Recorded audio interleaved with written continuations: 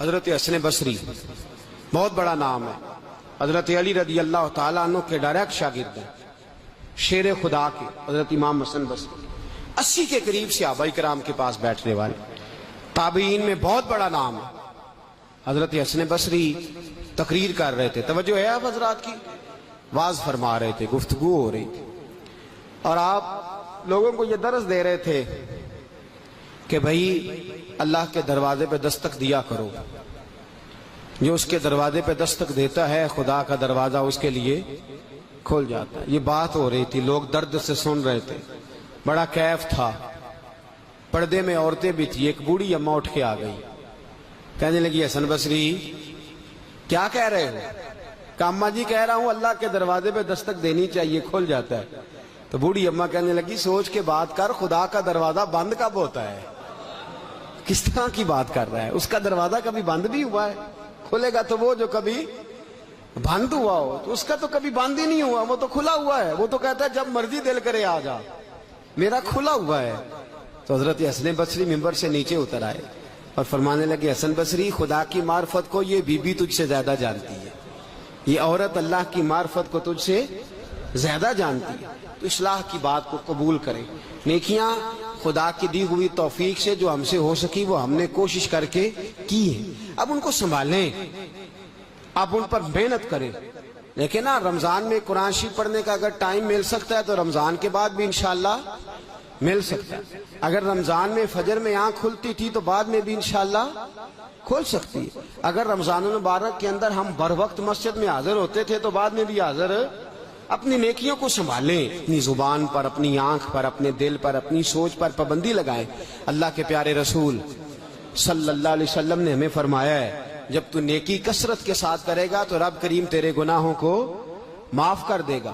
نبی کریم صلی اللہ علیہ وسلم نے فرمایا کسی آدمی کو برائی دیکھنے کا موقع ملا, بد نظری کا موقع ملا, اور یہ دونوں کے لیے پابندی ہے. میں تو سارا رمضان بھی کہتا رہا ہوں, لیکن ڈر آتا ہے نا بات کرتے ہوئے, ڈر بڑا آتا ہے, ڈر آتا ہے. چاروں جانب حالات بڑے اب دگرگوں ہیں. اب لوگ کہیں گے آپ ہی سب سے بڑے ہیں, اتنی باتیں کر رہے ہیں. دیکھیں نا, کسی کو اجازت نہیں, وہ میں ہی کیوں نہ ہوں.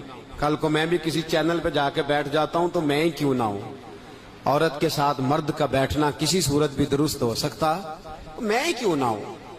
جیسے بھی ہو, نبی کریم صلی اللہ تعالیٰ علیہ وآلہ وسلم کی خدمت میں نابینا سے ابھی آئے عبداللہ ابن مکتوم رضی اللہ تعالیٰ. حضرت ام سلمہ زوجہ ہے, لستن کاحد من النساء, ایسی دنیا میں دوسری عورت ہے بھی کوئی نہیں جیسی ازواج مطہرات. تو میرے حبیب پاک علیہ الصلوۃ والسلام نے فرمایا ام سلمہ نظریں نیچی کرو. اور یہ بھی یاد رکھیں, سیل مین نے اگر چیز بیچتے وقت نظریں نیچی رکھنی ہے تو عورت کو بھی اجازت نہیں اس کا چہرہ دیکھنے کی. اتنا حکم مرد کے لیے اتنا ہی بولیے عورت کے لیے بھی حکم اتنا ہی ہے. حبیب کریم علیہ السلام نے فرمایا ام سلمہ نظر نیچی کرو. یا رسول اللہ وہ تو نابینا ہے. فرمایا تمہیں تو نظر آ رہا ہے نا, تمہیں تو دکھائی دے رہا ہے نا. تو کوئی بھی چینل پہ بیٹھ جائے, جیسے مرضی ہو جائے, خدا جانے بلندی ہے کہ پستی, جہاں میں ہوں وہاں کوئی نہیں. عجیب منظر کشی ہے, عجیب عالم ہے, ہو کا عالم ہے. اب دین گویے بتانے لگے. اب مذہب کی بات وہ لوگ کرنے ساری رات ناچ گانا کرو اور سویرے اٹھ کے 4 حدیثیں یاد کر کے دوپٹہ سر پہ رکھ لو اور کو چلو جی اب ہم مذہب بتائیں. حبیب پاک علیہ السلام نے فرمایا جس کو بد نظری کا موقع ملا, اپنے ڈرائنگ روم میں اکیلا تھا, اس کے ہاتھ میں ریموٹ تھا, ٹی وی پہ گند آ رہا تھا, اس کو موقع ملا گند دیکھنے کا, لیکن میرے کریم فرماتے ہیں اللہ کی رضا کے لیے بچ گیا. اس کو کوئی روکنے والا نہیں تھا, کوئی دیکھنے والا, کوئی تنقید کرنے والا, اس کا کوئی ناقد وہاں موجود. فرمایا اللہ کی رضا کے لیے اگر اس نے نظر جھکا لی, چہرہ پھیر لیا, آنکھ بند کر لی, غفر لہ ما تقدم من ذنبہ, اللہ اس کے پچھلے سارے گناہوں کو معاف فرما دے گا. میرے رسول کریم صلی اللہ تعالی علیہ وسلم نے نظر کی صفائی پر سب سے پہلے توجہ دی ہے. ہمیں اپنے بچوں کو تاڑنا ہے, ہمیں اپنے بچوں کو دیکھنا ہے, ہمیں انہیں خود پکڑ کے اچھی مجالس میں لے کر کے جانا ہے. اور سنو, میرے حبیب پاک صلی اللہ علیہ وسلم نے کتنی پابندی فرمائی.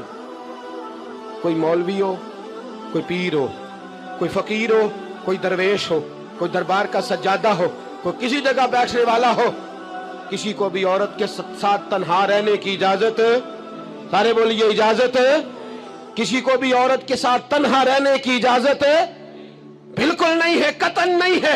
मेरे नबी करीम सल्लल्लाहु अलैहि वसल्लम ने फरमाया जहां मर्द और औरत इकट्ठे होंगे तीसरा शैतान होगा।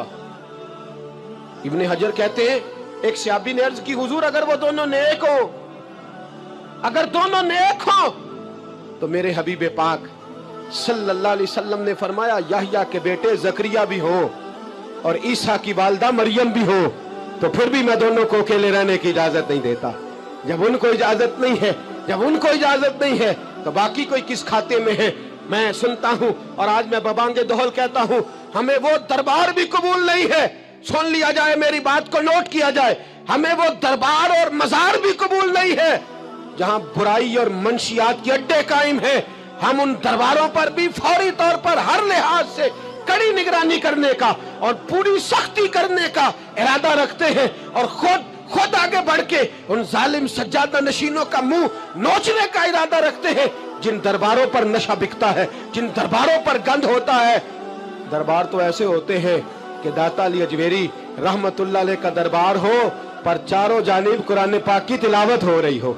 जुमा इतना बड़ा होता हो कि लाहौर में इतना बड़ा जुमा ही और कोई ना हो, दरस हदीस होता हो, दरस निजामी का मदरसा कायम हो और औरतों का जाना अलग हो, मर्दों का जाना अलग हो, पूरी शरीयत की पाबंदी हो, फिर किसी दरबार पर जाने की इजाजत है, वरना कोई किसी जगह भी किसी भी लिहाज से कभी न जाए। मेरे अजीजों, मंशियात के खिलाफ जिहाद, बेहयाई, उरियानी, फाहशी, मिल्लत का जवान अब अपनी नजर को छुपाना सीख जाए। और मेरे दोस्त देखना, बेटियों को खतरा किससे है? यहाँ हिंदू भी कोई नहीं, सिख भी कोई नहीं, आर्या भी कोई नहीं, बुद्ध मत भी कोई नहीं, यहाँ ईसाई भी अकलियत में, यहाँ यहूदी भी कोई नहीं, लेकिन फिर भी बेटियों की अगर शर्मो हया महफूज ना हो। ये हदीस सुनाने लगा हूँ, हदीस है, हदीस रसूल है। जवान खास करके जरा मेरी बात पे तवज्जो करें और बुजुर्ग खास कर तवज्जो करें जिन्होंने तरबियत करनी है। सुने, हुजूर की बारगाह में एक नौजवान आया है, ये संगमील है हदीस, इसको याद रखना। अर्ज की हुजूर मैं सारे गुनाह छोड़ सकता हूं, जिना नहीं छोड़ता। हुजूर मुझे जिना की इजाजत होनी चाहिए। मेरे हबीब ने थपकी दी, बिठा लिया। मैं कहता हूं हुजूर ने गुनाहगारों को मुआशरे से काटा नहीं, उनकी तरबियत फरमाई है, उनकी तरबियत फरमाई है, उनको करीब फरमाया। मेरे हबीब करीम सल्लल्लाहु अलैहि वसल्लम ने फरमाया इधर आ, बैठ जा। बैठ गए। हुजूर ने फरमाया तू पसंद करता है तेरी मां के साथ कोई बदकारी करे? हुजूर नहीं। फरमाया तू पसंद करता है तेरी बेटी के साथ कोई बदकारी करे? या रसूलल्लाह मैं आंखें निकाल दूंगा। हुजूर ने फरमाया तू पसंद करता है तेरी बहन के साथ? हुजूर मैं काट डालूंगा वो हाथ जो मेरी बहन की तरफ उठेंगे। फरमाया तू पसंद करता है कि तेरी खाला, फुफी, ममानी की तरफ कोई ऐसी हरकत करे? हुजूर मैं काट के रख दूंगा उन लोगों को जो बात भी करेंगे। मेरे हबीब ने फरमाया अच्छा, जिसके साथ तू बदकारी की इजाजत मांग रहा है वो किसी की मां नहीं लगती, वो किसी की बहन नहीं लगती, वो किसी की बेटी नहीं होगी? याद रखे, मुल्ला जलालुद्दीन रूमी 1, इमाम गजाली 2, आला हजरत फाजले बरेलवी 3, बुजुर्ग मुतफिका तौर पर लिखते हैं, फरमाते हैं जो गंद के साथ दूसरे घर में ताड़ता है वो अपने घर की खैर मना ले, जो गंदी नजर दूसरों पर रखता है वो अपने घर की खैर मना ले। इसलिए कि जो जुर्म वो किसी के खाते में डालेगा वो सजा बन के उसके घर की तरफ लौटा दिया जाएगा, जो बदकारी वो किसी के खाते में डालेगा वो सजा बन के अल्लाह उसके घर की तरफ लौटा देगा। अगर अपने घर को पाक रखना चाहते हो तो दूसरों की तरफ पाक नजर रखनी शुरू कर दो। अगर चाहते हो कि तेरा घर अजीब मामला है ना, बेटे को तो पसंद की शादी की इजाजत है तो बेटी को इजाजत क्यों नहीं? अगर तेरा बेटा पसंद की शादी करेगा तो याद रखना फिर जब किसी की बेटी ये लफ्ज बोलती है फिर इज्जतों के जनाजे निकलते हैं, फिर उरियानी फहाशी का जो है वो कलक लगता है माथे पर। फिर याद रखना चारों जानिब से रुसवाइयां तेरा नसीबा होती है। अगर तू बेटी को रोकना चाहता है तो बेटे का हाथ पकड़, अगर तू बेटी को साफ रखना चाहता है तो बेटे को शर्मो हया की चादर उड़ा, अगर तू बेटियों के किरदार की हिफाजत करना चाहता है तो पहले बेटे को पाबंद शरीयत बना, पहले इसकी तरफ देख। मेरे दोस्तों ये 5 चीजें हमारा बुनियादी नुक्ता है। एक तो अमीर गरीबों की तहकीर करना छोड़ दे, दूसरा गरीब अमीरों से मांगना छोड़ दे, तीसरा इज्जत के साथ जीना सीखे, हमें हर हाल में सूद से हराम पैसे से बचना है, चौथा हर तरफ मंशियात फैली है, हमें इसके खिलाफ जिहाद करना है, पांचवा बेहयाई और यानी फहाशी गली गली नगर नगर निकल करके इसके खिलाफ हमने बोलना है। मुझे मेरे साथी कहते हैं नौजवान महफिलों में आना छोड़ गए, वो कहते हैं हजरत साहब के सारे मौजूआत ही हम पे होते। चंद दिन पहले मैं कल्लर सईदा गया, मैं दूर के इज्तिमा नहीं देता, सफर नहीं कर पाता, मेरे पैरों में दर्द होता है, करीब करीब रहता हूँ। उन लोगों ने बड़ा इसरार किया तो मुझे जाना हुआ। मैं जब वहां पहुंचा कुछ देर मैंने बात की तो मेरे ख्याल में यही था कि जवान नौजवान कहाँ बात को सुनते हैं, ये थोड़ी मेरी बात को सुनेंगे। मैंने इरादा किया, थक भी बड़ा गया कि 20-25 मिनट बात करूंगा। 3-4 नौजवान मेरे सामने बैठे थे। अभी मैंने मुस्तफ़ा की हदीस का रंग छेड़ा ही है। छम छम उनकी आंखों से आंसू बरसने लगे, छम छम। अल्लाह की कसम मिंबर रसूल पे बैठा हूँ, मैं अपने अंदर शर्मिंदा होने लगा।